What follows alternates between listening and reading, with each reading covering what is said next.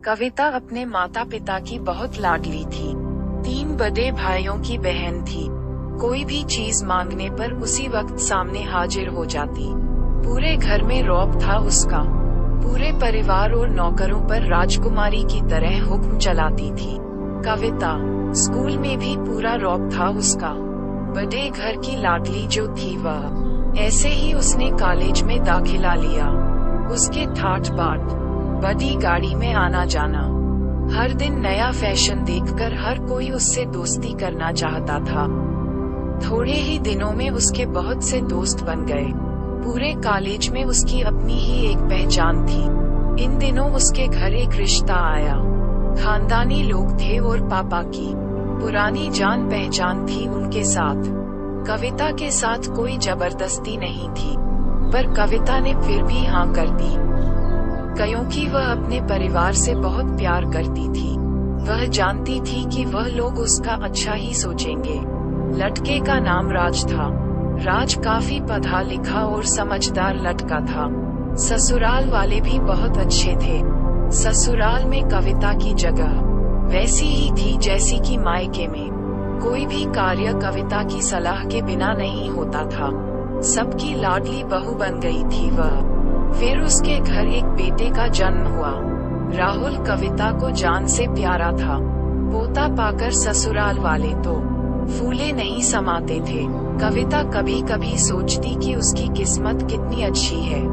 उसका हर अपना उसे कितना प्यार करता है। चाहे जीवन में कैसा भी समय आए, मेरे अपने हमेशा मेरे साथ हैं। मैं कभी अकेली नहीं हो सकती। कितनी खुशकिस्मत हूँ मैं। पर शायद कविता की खुशियों को उसकी अपनी ही नजर लग गई थी। एक दिन वह मायके जाने की जिद कर बैठी। राज को बहुत काम था, लेकिन वह फिर भी उसे ले गया। रास्ते में उनकी गाड़ी अन्य गाड़ी से टकरा गई। कविता, राज और राहुल बहुत बुरी तरह से जख्मी हो गए। काफी दिनों के इलाज के बाद राज और राहुल तो ठीक हो गए, लेकिन कविता पूरी तरह ठीक ना हो सकी। सर पर चोट लगने के कारण वह अपनी आंखों की रोशनी खो बैठी। अब कविता की किस्मत जैसे उल्टे पांव चलने लगी। मायके वाले कुछ दिनों तक उसे मिलने आते रहे, फिर कभी कभार फोन ही करके पूछ लेते कि अब कैसी हो। धीरे धीरे ये सिलसिला भी कम हो गया। ससुराल वालों की सहानुभूति भी कम होने लगी।